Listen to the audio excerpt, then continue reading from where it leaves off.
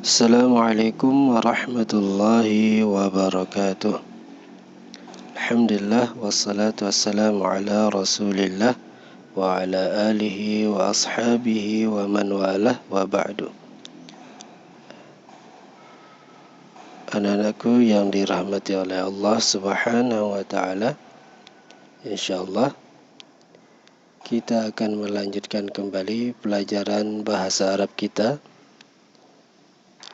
yaitu berkaitan dengan jumlah ismiyah. Sebelum Ustadz jelaskan arti dari jumlah ismiyah, Ustadz akan jelaskan dulu dua kata yang kita dapatkan pada jumlah ismiyah. Apa saja katanya? Kata yang pertama yaitu kata jumlah. Jumlah dalam bahasa Indonesia artinya kalimat. Yang mana itu kalimat? Contoh di dalam bahasa Indonesia, Naufal pergi ke sekolah. Itu adalah kalimat. Ya. Kemudian contoh yang lain, Musa sholat di masjid. Itu juga kalimat.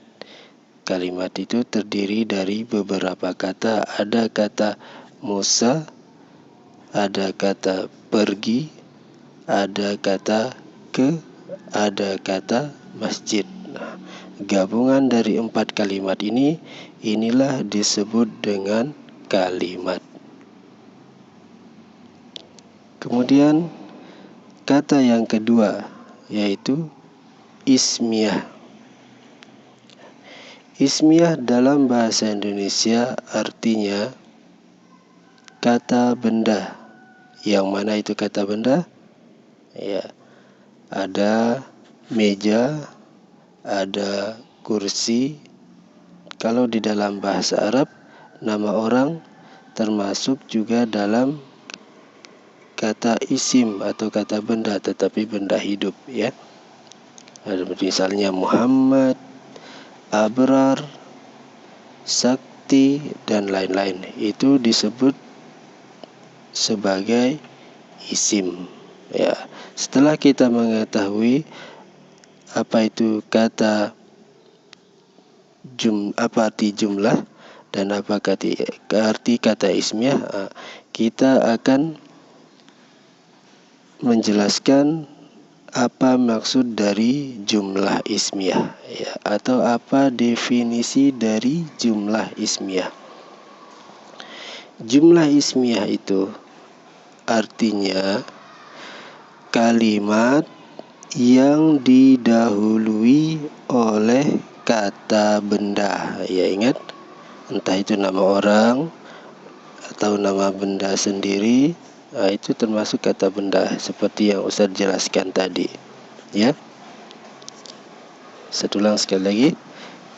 Jumlah ismiyah adalah kalimat yang didahului atau dimulai oleh kata benda.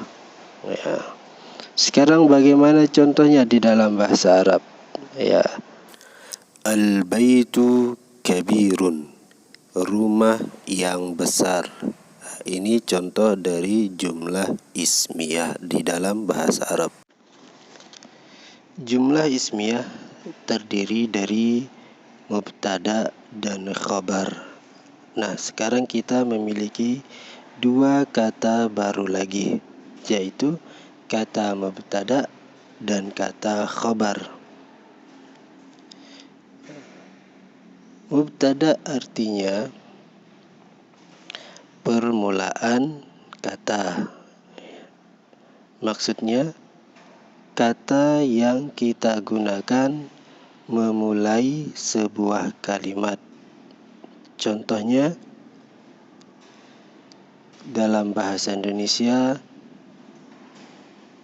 masjid yang bagus. Kalimat masjid yang bagus ini dimulai oleh kata masjid. Maka masjid inilah disebut sebagai mubtada atau permulaan kalimat. Contoh yang lain, sekolah yang bersih. Kalimat sekolah yang bersih kita mulai dengan kata sekolah. Maka sekolah di sini sebagai mubtada atau permulaan kalimat. Kemudian kata yang kedua yaitu khobar. Khobar dalam bahasa kita disebut dengan kabar ya, atau kabar ya.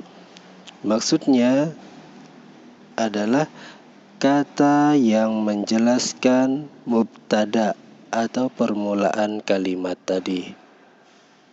Kita kembali ke contoh yang tadi. Masjid yang bagus ya. Kata masjid sebagai mubtada, kemudian yang bagusnya, kata yang bagus sebagai khabar. Kenapa dikatakan sebagai khabar? Karena menjelaskan maksud dari kata masjid atau mubtada tadi. Satu ulang sekali lagi. Masjid yang bagus. Masjid sebagai mubtada karena berada di awal kalimat. Kemudian yang bagus sebagai khabar karena menjelaskan maksud dari mubtada yaitu masjid. Nah, sekarang kita beralih ke contoh dalam bahasa Arab. Ya. Di dalam bahasa Arab contohnya seperti yang ada dalam buku Ananda semua. Al-baitu kabirun. Al-bait artinya rumah. Kabirun artinya besar.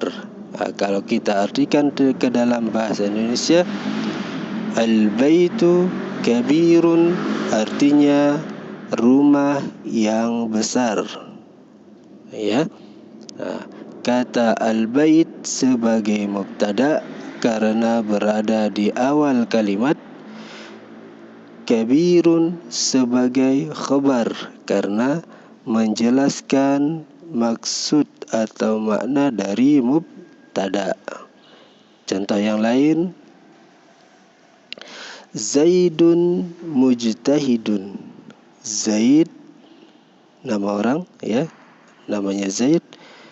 Mujtahidun artinya bersungguh-sungguh. Nah, kata Zaidun mujtahidun kita mulai dengan kata Zaid, maka Zaid di sini sebagai mubtada, mujtahidun sebagai khabar karena menjelaskan maksud dari kata Zaid. Nah, sampai di sini penjelasannya. Mudah-mudahan Ananda bisa memahami. Kita Ustaz tutup dengan doa kafaratul majlis. Subhanakallahumma wa bihamdik asyhadu an la ilaha illa anta astaghfiruka wa atubu ilaik. Thumma assalamu alaikum warahmatullahi wabarakatuh.